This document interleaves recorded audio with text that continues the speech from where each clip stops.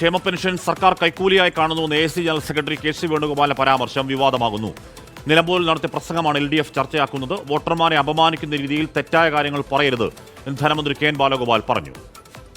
എന്തെങ്കിലും കാര്യം മനസ്സിലാക്കിയിട്ട് വേണം. അങ്ങനെ കുടിശ്ശികയില്ലെന്ന് മാത്രമല്ല, പാതാളം വരെ ഈ ഗവൺമെൻറ്റിനെ മുക്കിത്താക്കാൻ വേണ്ടി കേന്ദ്ര ഗവൺമെൻറ് ശ്രമിച്ചുകൊണ്ടിരിക്കുമ്പോൾ അതിനെതിരെ ശബ്ദം ഉയർത്തേണ്ട ആളുകളാണ്. അപ്പോൾ ഈ തെരഞ്ഞെടുപ്പിൻ്റെ വിജ്ഞാപനം വരുവോ പ്രഖ്യാപനം വരുവോ ഒക്കെ പോലും ചെയ്യാത്തൊരു സമയത്ത് പെൻഷൻ കൊടുത്തത് ഞങ്ങൾ കൈക്കൂലി പോലെ കൊടുക്കുകയാണെന്ന് പറഞ്ഞാൽ തെറ്റായിപ്പോയി. ഇതിനകത്ത് കോൺഗ്രസോ കമ്മ്യൂണിസ്റ്റോ ഇടതുപക്ഷമോ വലതുപക്ഷമോ BJP എന്നൊന്നുമില്ല. സാധാരണക്കാർക്ക് ഇത്രയും പേർക്ക് പെൻഷൻ കൊടുക്കുന്ന ഒരു സംസ്ഥാനമാണ്. അത് വലിയൊരു ആശ്വാസമാണ് ആളുകളെ സംബന്ധിച്ച്.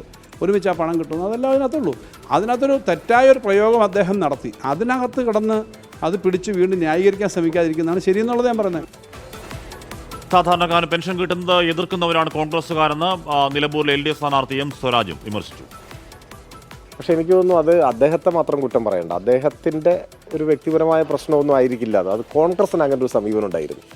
പക്ഷെ അധികം കോൺഗ്രസിൻ്റെ നേതാക്കന്മാർ ഇപ്പോൾ അങ്ങനെ പറയുന്നില്ല. നമ്മുടെ രാജ്യത്ത് ആദ്യമായിട്ട് കർഷക തൊഴിലാളികൾക്ക് പെൻഷൻ കൊടുത്ത നാട് നമ്മുടെ നാടാണ്, കേരളമാണ്.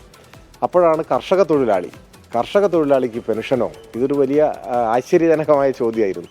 അന്ന് കോൺഗ്രസ് തന്നെ എതിർത്തു, അതിശക്തമായിട്ട് എതിർത്തു എന്ന് മാത്രമല്ല സമരം ചെയ്തു. അവർ പറഞ്ഞത് കർഷക തൊഴിലാളിക്ക് പെൻഷൻ്റെ ആവശ്യമില്ല, അങ്ങനെ പെൻഷൻ കൊടുത്താൽ അവർ കള്ളു കുടിക്കും. ഇതായിരുന്നു. നമുക്കിപ്പോൾ അത്ഭുതമായിട്ട് തോന്നും, വിചിത്രമായി തോന്നും. പരാമർശത്തിൽ വിശദീകരണമായി കെ സി വേണുഗോപാൽ രംഗത്തെത്തി. തന്റെ പ്രസംഗത്തിൽ ഒരു ഭാഗം മാത്രം വളച്ചൊടിച്ചതാണെന്നും മാപ്പ് പറയില്ലെന്നുമാണ് കെ സി വേണുഗോപാലിന്റെ പ്രതികരണം. കഴിഞ്ഞ ലോക്സഭാ തെരഞ്ഞെടുപ്പിൻ്റെ കാലത്താണ് 6-7 മാസത്തെ കുടിശ്ശികയുടെ 2 കുടിശ്ശിക തിരഞ്ഞെടുപ്പിൻ്റെ തൊട്ട് മുൻപ് കൊടുത്തത്. ഇപ്പോൾ ഏപ്രിൽ മാസം 24-ാം തീയതിയാണ് ഈ പുതിയ ഒരു കുടിശ്ശികയുടെ ഓർഡർ, കേരള ധനകാര്യമന്ത്രിയുടെ ഉത്തരവ്. അതിൽ തന്നെ പറയുന്നു 1 മാസത്തെ കുടിശ്ശിക ഇതിന് കൊടുക്കും. ആ കുടിശ്ശിക കൊടുക്കാനുള്ള അവസരമായിട്ട് ഇവർ കാണുന്നത് തിരഞ്ഞെടുപ്പ് കാലമാണ്.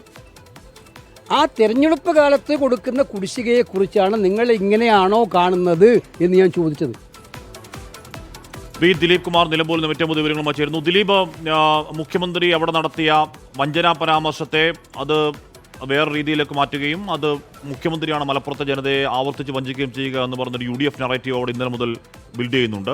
അതിന് ബദലായി കെ സി വേണുഗോപാൽ പറഞ്ഞ ഈ പറയുന്ന ക്ഷേമ പെൻഷൻ പരാമർശത്തെ വേറെ രീതിയിൽ ചർച്ചയാക്കുകയാണ് LDF. Dileep Kumar.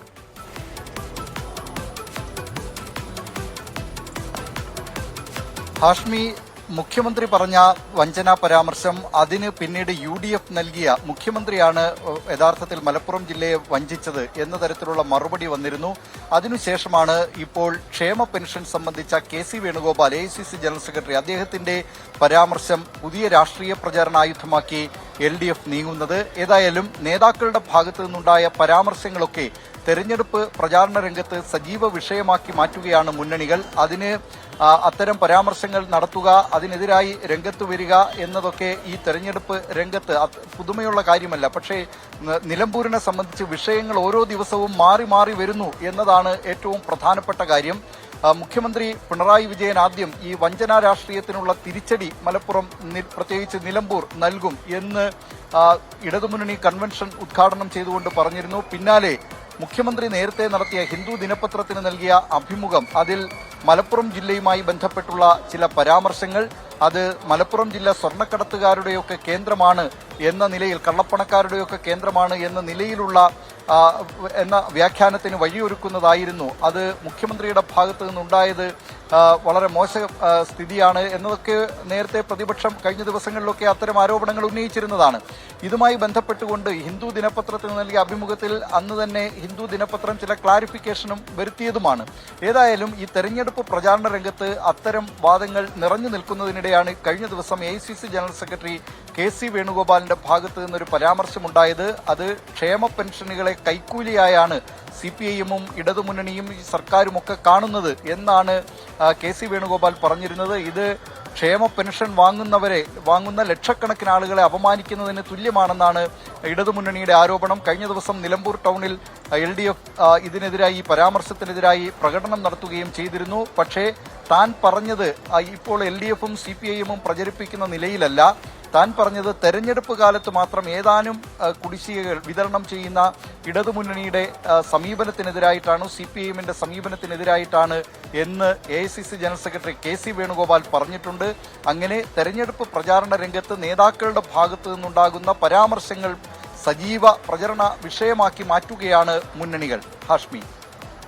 Okay, S B Dileep കുമാറാണ്. ക്ഷേമ പെൻഷന്റെ പേരിൽ അല്ലെങ്കിൽ ക്ഷേമ പെൻഷന്റെ കാര്യത്തിൽ കെ സി വേണുഗോപാൽ നടത്തിയ പരാമർശം ക്ഷേമ പെൻഷൻ വാങ്ങുന്നതിൽ അധിക്ഷേപിക്കുകയാണ് എന്ന നറേറ്റീവ് ബിൽഡ് ചെയ്യുന്നു LDF. നേരത്തെ നമ്മൾ പറഞ്ഞതുപോലെ മുഖ്യമന്ത്രിയുടെ വഞ്ചനാ പരാമർശം വേറെ രീതിയിൽ ചർച്ചയാവുന്നുണ്ട് മലപ്പുറത്ത്.